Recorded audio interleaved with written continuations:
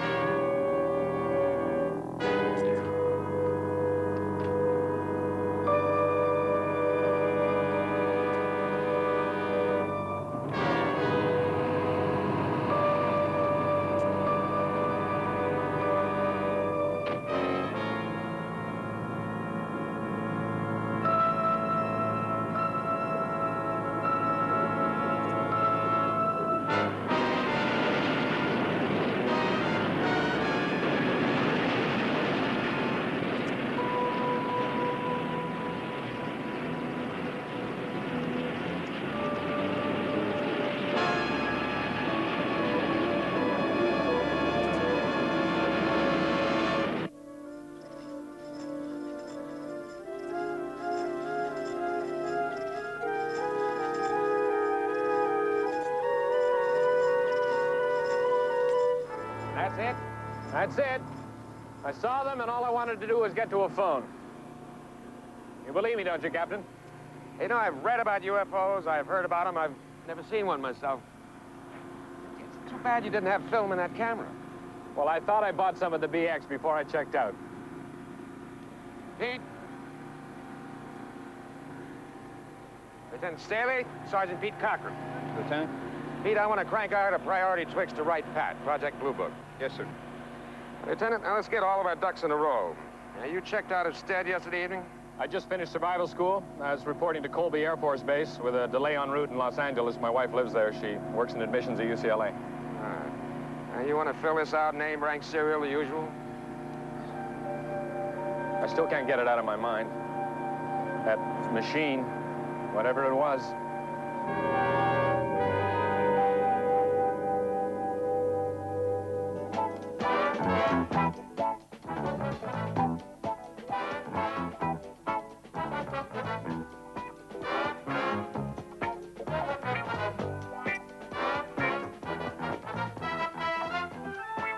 It's 1, 2, 3. 1, 2, 3. Make a move. Sergeant, you're not relaxed. I'm not. Now pay attention. You count 1, 2, 3. Over and out. Heaven will have to wait, Sergeant. Story of my life, Major. Wendy, this is Major Gatlin. He's my, I work for Harry, Wendy, and we have an emergency on our hands. Oh, Harry, you were just getting on to it. We're hitching a ride to Colby Air Force Base. Leaves right pat in 40 minutes. You've got such natural ability. I've never danced with anyone like you. Right, nice of you, ma'am. Thank you. How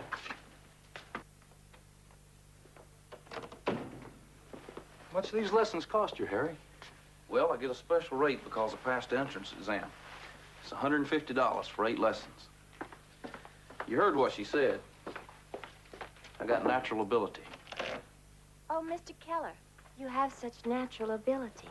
I've never danced with anyone like you.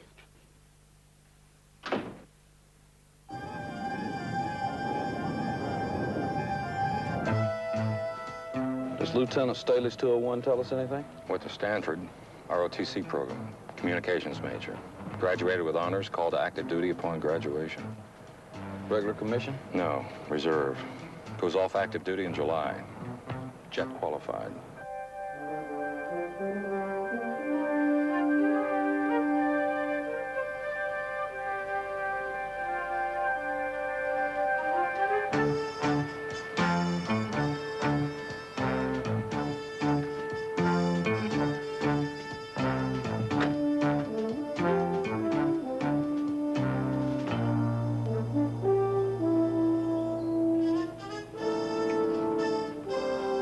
Plenty more, Daddy. Oh, no. No, thanks, honey. That's enough. I keep telling my patients to ease off on caffeine. I ought to follow my own advice.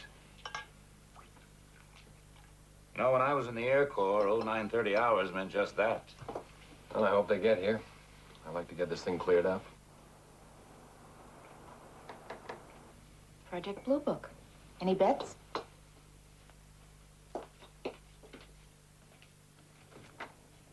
Hello.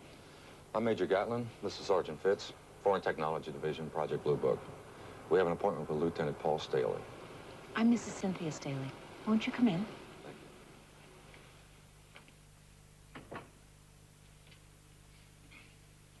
Morning, Major. Good morning. Sergeant. Lieutenant? Gentlemen, I'd like you to meet my father-in-law, Dr. O'Neill. How are you, sir? Major Gatlin, How are you, sir? Sergeant Fitz. So this is going to be a real debriefing, huh? Lieutenant Staley's experience yesterday seemed to warrant it, sir. I was a flight surgeon, 5th Air Force, Korea, 1951. That's so. Where the debrief became sophisticated, Sergeant. Goodbye, Daddy. Good to see you. Don't get started on the Wild Blue Yonder now. Bye, honey. I'll see you out. Why don't you call me at UCLA when you're finished? Gentlemen, have a seat. I trust there are no objections while I sit with my son-in-law while you explore this situation. Well, actually, sir, there are some advantages to privacy in these matters. I anticipated you might say that, Major, so I phoned my old friend, Lieutenant General Thompson in San Francisco. And Tommy has suggested, informally, of course, that I be present, professionally. As a colonel in the reserve, you see, I've kept up with the literature of flight medicine, the psychological aspects of UFO reports, been a consultant. If you want to verify this communication. Well, I don't think we need any verification on it, sir, and I certainly have no objection as long as the lieutenant doesn't. I didn't realize you'd contacted General Thompson about this, Colonel. I didn't want to bother you, Paul. Lieutenant, shall we get started? Right away. Lieutenant Staley, who have you talked to about this episode outside of Captain Selvage at the weather station? Only my wife. I drove straight through as soon as I'd reported to Captain Selvage. Cynthia was asleep, but she got up, made me something to eat, and, well, we talked for hours about that, about the survival school, but yes, I told her everything. You haven't talked to anyone else? No, sir. The communication from ATIC was very explicit. No one else, not even Colonel O'Neill. Curious as I am, of course. When Paul phoned me to say he'd arrived home, he did say he had had an encounter, but that was all. You can appreciate my interest, personally and professionally. Let's turn the recorder on. Yes, sir. Recording, sir. An interview with First Lieutenant Paul Staley, serial 570-148385. 0945 hours, May 20, Los Angeles, California. Regarding sighting of possible UFOs the morning of May 19, reference ATIC 5993. President Lieutenant Paul Staley, Dr. O'Neill, Colonel Air Force Reserve, Sergeant Harry Fitz, Major Jay Gatlin. Before we start, Major, what is the disposition of these tapes as far as Project Blue Book is concerned? Those tapes are for Air Force files only, Colonel. Very good. Lieutenant, the Gold Bar teletype stated you checked out of Stead immediately after your group had completed its survival course. Is that correct? Yes, sir. I was in a hurry to check out and get home. I don't know what the others did. I figured there's no point in sticking around. I had a car. I figured I could stop by the side of the road any time if I got tired, so I packed my bags.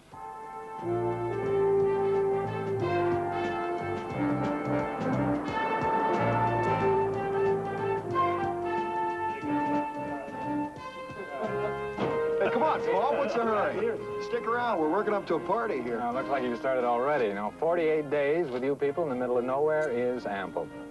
I got my traveling orders as of now, and this kid is traveling. And my flight bag?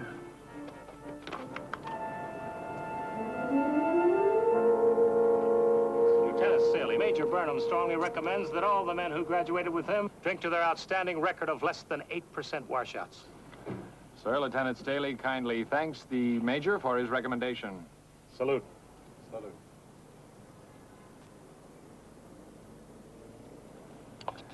See y'all somewhere, you guys. If I can survive this course and this bunch, I can survive anything. Nice guy. And a bright guy. Why would he want to be a civilian?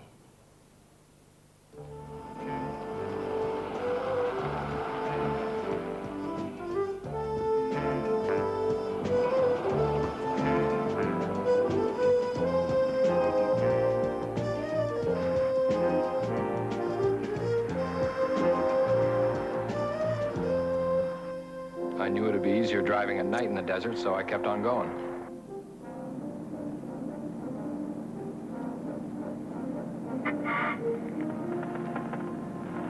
But it finally caught up with me, I guess. Road hypnosis or just being tired.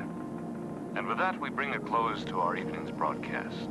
KKAC, signing off at 3 a.m. Mountain Standard Time.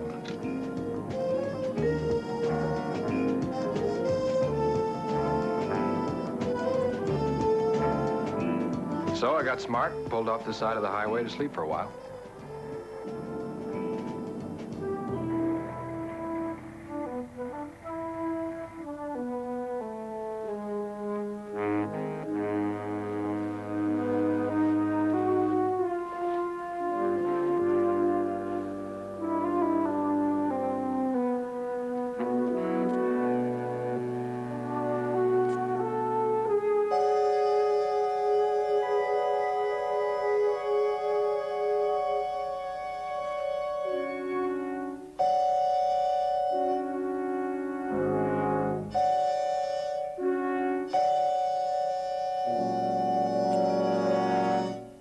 I know I woke up about 06:25. I checked my watch. I was stiff, of course, but I'd had a good sleep considering. I just wanted to get somewhere to wash, have breakfast. I was doing 55 or 60, I guess. Any other cars on the road? Last couple hours that night, didn't see one car. Next morning, definitely not. I remember I was going around this big curve when all of a sudden the engine quit. The radio went off, too. The whole electrical system went dead. I knew I wasn't out of gas. I coasted to a stop, and I was trying to get it started again. I was just getting out to look under the hood when I saw them. It's funny, the first thing I said, "Paul, you idiot, you're dreaming. You're not awake yet."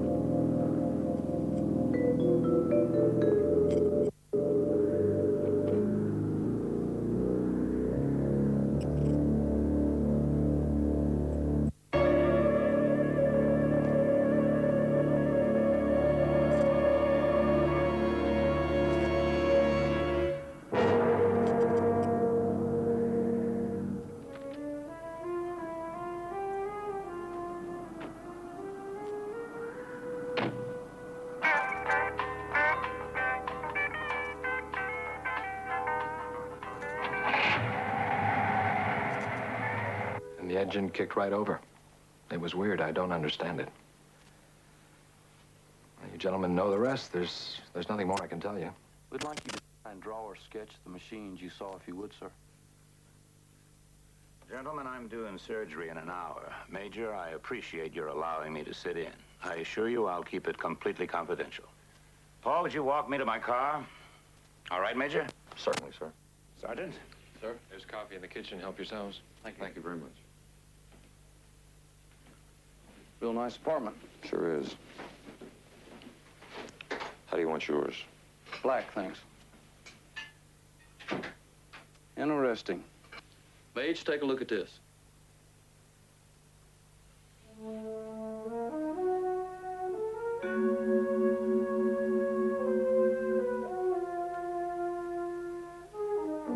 Paul, I hate to talk to you like a father-in-law. Forget it. We both appreciate everything you've done. I know you're considering leaving the Air Force, just as I strongly recommend that you do not.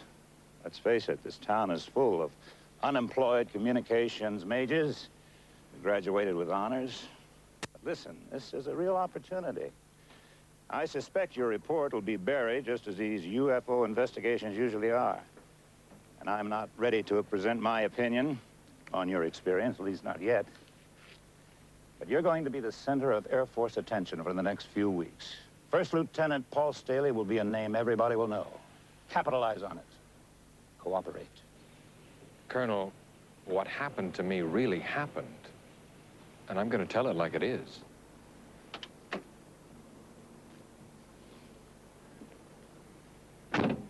Play your cards right. Use this. You'd be surprised, Paul, how far it may take you. Who knows, maybe you'll find the Air Force is a full-time career for you after all. I've got a good chance at a job in Denver. Have you accepted yet? No, sir. Don't. I have to let them know pretty soon. Maybe you owe Cynthia a little more security than a civilian job could give her. Did you ever think about that, Paul? I know what you mean. Neither of us want Cynthia to be working, and she won't have to. But look, first, I'm reporting what I saw, no more and no less. And second, a great many people have seen UFOs, and what good has it done them? Why do you suppose they'd fly a major out here? Why clamp this lid of secrecy on you? Paul, I've been following UFOs since it was called the Air Corps, and pilots call those funny things out in space Foo Fighters. But you're something special, a qualified Air Force pilot who claims to have established contact with UFOs on the ground. Do you realize that? You're unique, Lieutenant.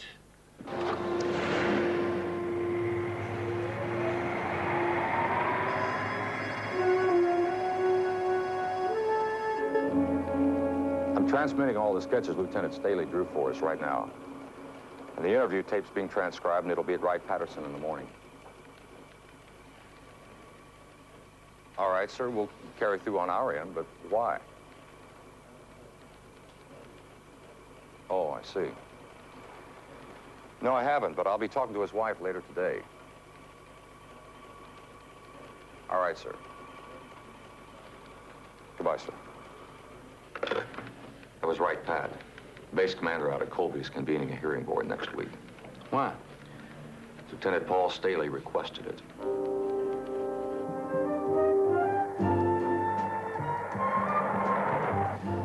These sketches Staley made, anything strike you wrong about them? Nothing that's wrong, like a zillion others we've seen. How come the top view?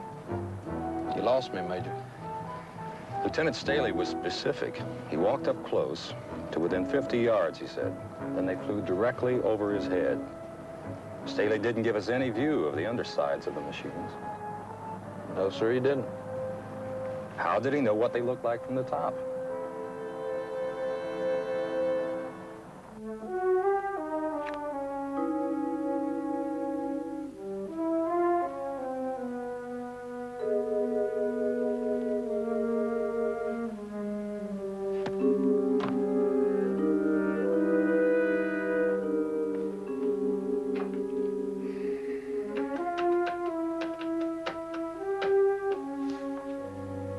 Cynthia Staley, please. Graduate admissions. Yes, I'll wait.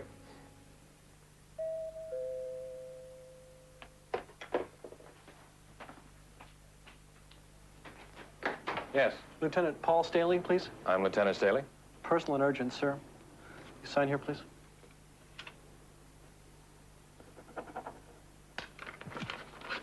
Thank you. Thank you, sir.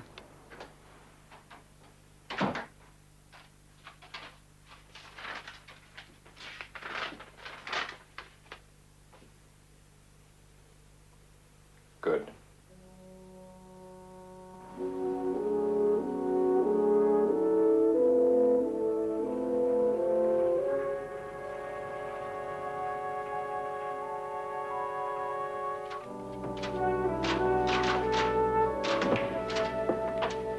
Oh, yes, sir. May I help you? Mrs. Staley busy? Well, her door was closed when I came in from duplicating. Let me buzz. There's a gentleman here to see you. Can I ask your name, please? Mr. Staley. Mr. Staley. Yes, ma'am. You can go right on in, sir. Thank you. Hi. I know I'm a bit early. I thought maybe we... I didn't know you wanted to talk to Mrs. Staley, sir. We're even, Lieutenant. We didn't know you asked for a hearing board. I thought you did know. How? When you didn't request it till today? After Sergeant Fitz and I left? Well, I'm sure you know why I wanted the board. You gentlemen have investigated a number of UFO sightings. We have. I'm sure you know how the majority of people feel when they read about these things. They think anyone who reports seeing a flying saucer is some kind of nut. First off, Lieutenant, we're not the majority. And we do not believe that all individuals who have sightings are oddballs. I don't want Cynthia to have to answer the usual questions. Does your husband hallucinate? Does he take drugs? Does he lie? You probably want to know if our sex life is satisfactory, too. Lieutenant, you related an extraordinary experience to Captain Selvage over at Gold Bar. Now, we may never be able to prove that you saw what you did, but we sure cannot prove you didn't. You were there. We weren't. Now, we're going to dig into it and make sure that no one's trying to make a fool out of you. Maybe it's gone beyond that already. Maybe I already am.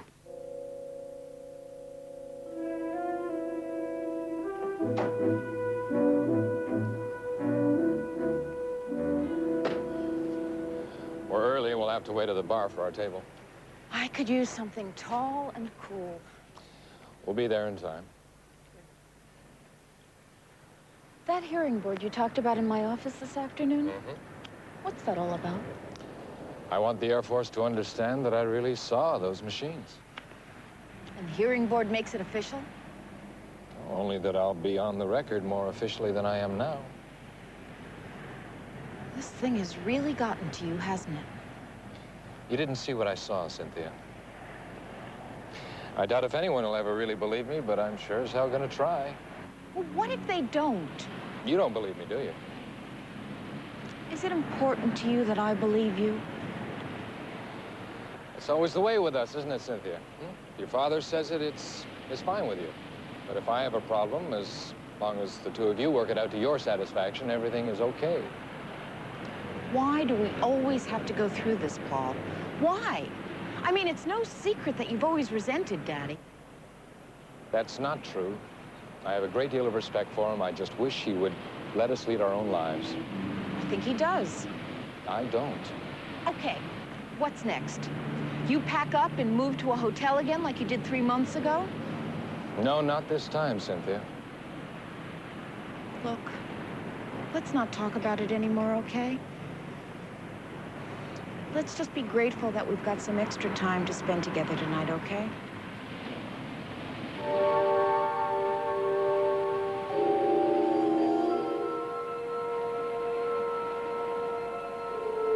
I saw those things. Nothing will ever change that.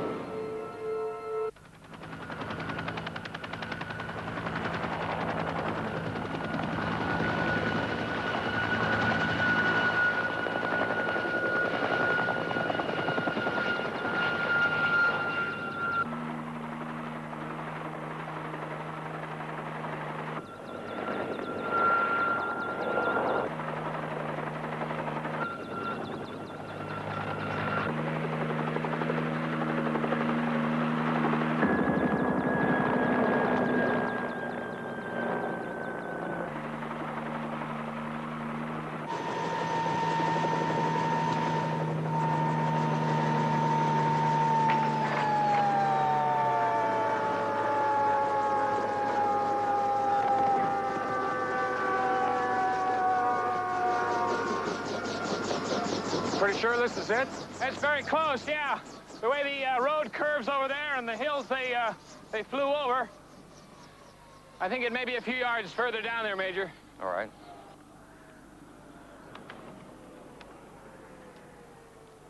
Did you mark anything or leave a pile of rocks or anything to mark the sighting? Major, I've never been instructed on what to do in case I ran into a UFO squadron. And I didn't take any pictures either. I already told you that. I couldn't. There, they were sitting right there. And the indentation from the landing gear should be right in this area. There were 3 to each, equilateral triangles, total of 12. There's the highway. Here's where you originally marked the landing site. You couldn't be off more than a couple hundred yards, right? More or less. All right, we'll correct that in red. Lieutenant, it took off from over here, then what? Well, they hovered above the ground a few feet.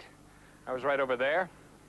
And then they lifted off to about 25 feet and went in formation right over those hills. Right into the sun, which would be 0630 or 0700. That's correct. What was the undercarriage configuration, sir, since it flew over you?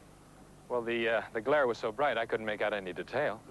Well, how did you know what the upper surface looked like, the top section? I'm not too good at making sketches. I didn't know. I tried to give you a general impression, size and shape. Sir, I didn't see any traces of landing gear marks. They were there. I saw them when the machines were hovering and again when they lifted off. This is sandy country. It's possible when they took off, their propulsion systems might have covered the landing tracks over. No, Sergeant, they were there. I know those things kicked up a lot of sand, but I saw the marks after they took off. Wind, maybe. Sir? Well, it is sand. Desert winds aren't uncommon. Maybe the marks were drifted over, filled in. Well, that must be it. It's got to be. It's the only possible explanation, isn't it?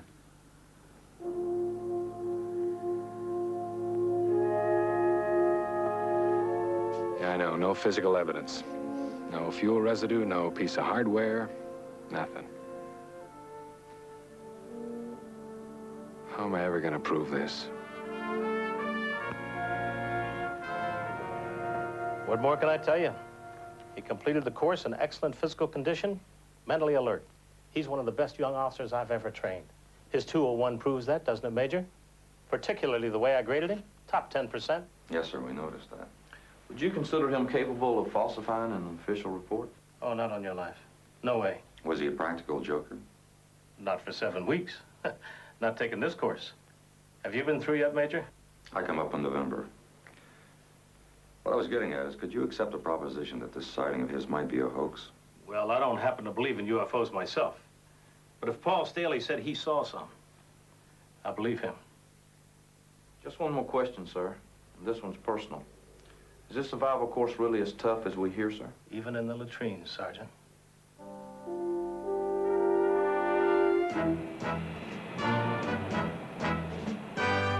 Psychological tests. Complete exposure of your background file, which, as you know, is strictly your business in the military complex. Yes, sir, I've considered all that. Fine. Here's the list of the people on your hearing board. Any objections? There's possibly one name. Dr. O'Neill. Yes, sir, he's my father-in-law. We know that. Well, do you consider that proper? You tell us. Well, if his presence will in any way affect the outcome of the hearing, no, sir, I don't consider it proper. Well, we've never made use of Dr. O'Neill's expertise here on this base, but his name came up in normal rotation, and he comes to us highly recommended. But I repeat, if you have any objections, we'll replace him. No, sir. If you have none, then I have none. Any other names on the list? No, sir, I don't know anybody else. Fine. The hearing will be convened at 1400 hours on the 27th. Yes, sir. You talk to him and I'll handle everything else. I don't like to promise anything, but I suspect that Paul could make captain very soon. Maybe even be stationed somewhere around here. You'd like that, wouldn't you, honey? Of course I would. But do you think Paul would?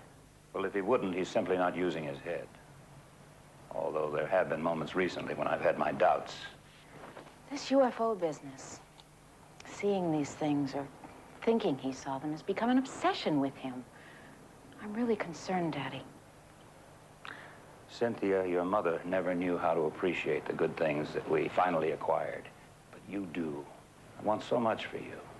You're entitled. You deserve the best. And that very definitely includes a sensible husband with the means to give you lifetime security. Paul could accomplish all that with a well-planned military career. I love you, Daddy. You're so good to me. I love you, honey. And I'm thankful you're not trying to talk him out of the service. No. I think he's doing a pretty good job of that himself. You let me handle it. Handle what, me again? I thought we had that out the other night. Adequately enough, I guess. What's new, Paul? I thought you might tell me. I don't know that I understand that. The hearing board. Oh, that. Yes, that. Well, I meant to tell you when the notification came and just slipped my mind. Well, I didn't mean to push it. I'm sure you both know how important the hearing is to me. To all of us, Paul. I wouldn't want to trace it anything that smacked of dishonesty. Paul, you know Daddy better than that. I'm sorry. Well, anyway, I have some good news. I talked to Denver today, and I have that job at KKAC as a news reporter if I can be there by August the 1st, and I can. It's just about the time when you have to extend your tour of active duty, isn't it? It was, but I already told them thanks, but no thanks. I've done my 7 years. I want to be a civilian. You're making a mistake. Well, I don't think so. If Cynthia will have me, I'd like to spend more of my life with her. Well, I can't say I blame you for that. Well, I'm glad we're all agreed then. Why not? It's your life.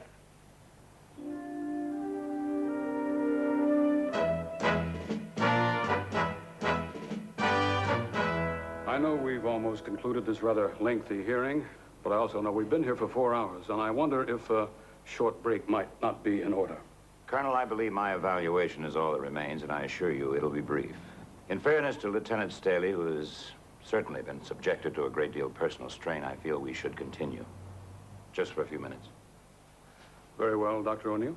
The psychological profile developed by Major Evelyn Lake unquestionably presents the lieutenant as an intelligent, reasonable officer. His record is exemplary. He's just completed one of the Air Force's most difficult courses with its known physical and mental demands. I refer to the survival course.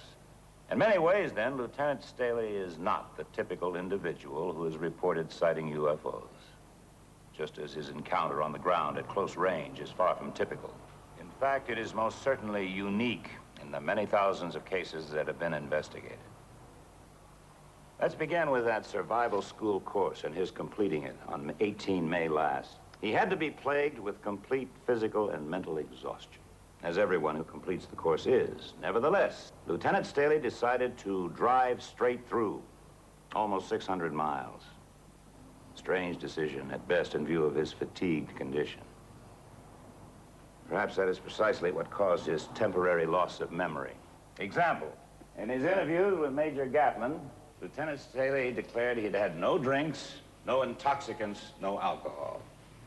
Although Major Burnham reported from the base, you'll find this on teletype of 22 May last, that everybody was having a couple of drinks. And Burnham actually gave at least one to Lieutenant Staley personally. If the lieutenant forgot one drink, perhaps he forgot 2. Or even 3. So, completely exhausted, Lieutenant Staley does not drive a couple of hours and sleep in a motel. No, he continues driving until he suddenly finds himself running off the highway. A confused mental state, to say the least. Then the pulling out onto the road at dawn, the complete, fantastic loss of power of his automobile. As he put it, obviously caused by some strange electromagnetic force in the vicinity. And then, there they are, the flying saucers. This officer, trained for 3 years to recognize dials, gauges, structural configurations with better than 20/20 vision. And all he can recall are a group of strange machines, 4 of them octagonal in configuration. Oh, he did recall in some detail what the top of those space machines looked like. It's his drawing number 7 in AF-112, although he admits he never saw the top. I think it interesting that his descriptions are identical to the cliché descriptions in all of the patterned flying saucer reports. Lieutenant Staley's account is clearly fraught with inconsistencies. That he bought film, but forgot it. trained observer, he made no effort to definitely record his location. Lieutenant Staley will be eligible for discharge on 14 July this year. His academic training and education, generously supplied by the United States Air Force, complete with a degree in modern communications, were all directed towards a television career and on-camera performing. He has stated that on completion of his reserve tour in the Air Force, he will associate himself with a television station or network. And if he has kept his thumb on TV's pulse, and a clever, ambitious man certainly would, he knows the great public interest in flying saucers and UFOs. The lieutenant's library boasts in excess of a dozen books about flying saucers, almost all of them describing translucent domes, bright metal skins emitting lights, all without specifics. I submit to this hearing board that Lieutenant Paul Staley's own credibility is far less than most of these quick-buck, supercilious authors of the bilge he has cluttered his mind with. The lieutenant is a totally unreliable witness. His so-called sighting is high fiction. And why? Because of the lucrative opportunities and the sensational interest in his appearing as a TV commentator, as an eyewitness who has seen UFOs up close. He is aware that there is no better way to enter his chosen civilian profession than with a dramatic announcement that he is the only unimpeachable person, a qualified observer, an ex-Air Force pilot to have seen and actually made contact with flying saucers. There may be other motives as well for this fanciful report. I am fully aware of the obvious, crass commercial motives.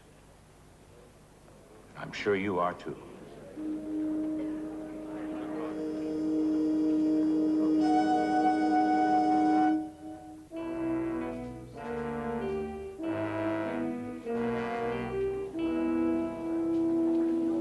Where you been, sir? Made a couple of phone calls, and I made a couple more. Didn't take them long to reach a determination. What other conclusion could they possibly have reached?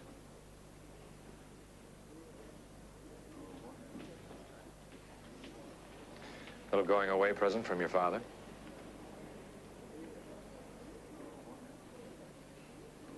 I'm sorry. Are you really? Paul, how am I supposed to take that? How do you want to take that? What's all this business about Daddy? He couldn't have had anything to do with the outcome. Well, you ask him to tell you about it some rainy night. He's very good at war stories. I've had about enough of them, but you were raised on them. Paul, I wish you'd stop talking in circles. Well, we've been heading in this direction for quite some time, haven't we, Cynthia? Now's as good a time as any. From here on in, who's it going to be, me or your father? This is neither the time nor the place to discuss this. This is the precise time and the precise place to discuss it. You're serious, aren't you? All right. If you were faced with a choice, how would you make it? I was in that hearing room today, and I made it. Well, I can't, and I don't see any reason why I should have to. We just have to talk about this. It all got said in there.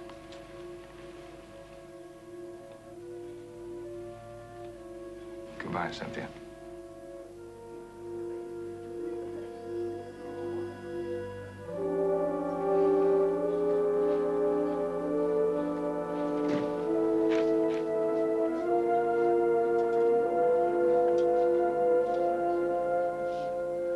Be right back.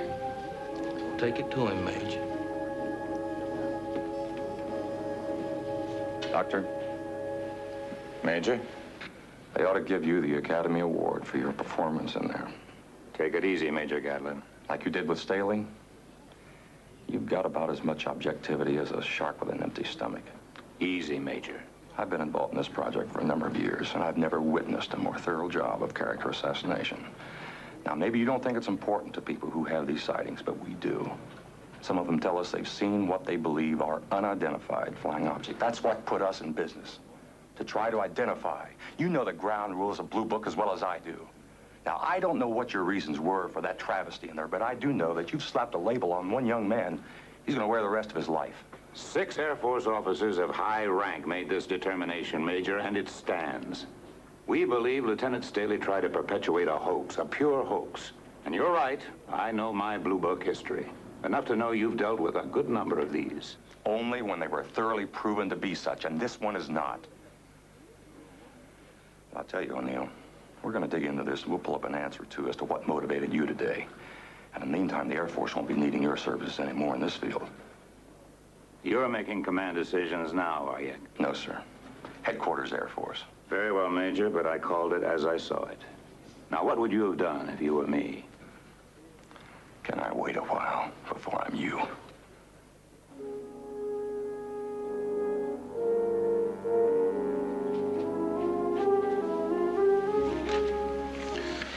Well, sir, how do we put it down? What it really is. A true unknown.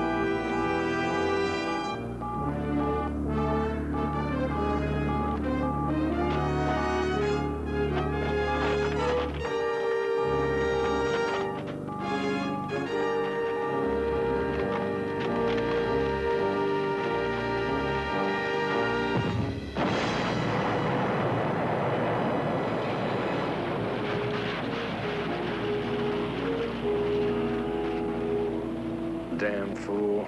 Nobody believe you anyway.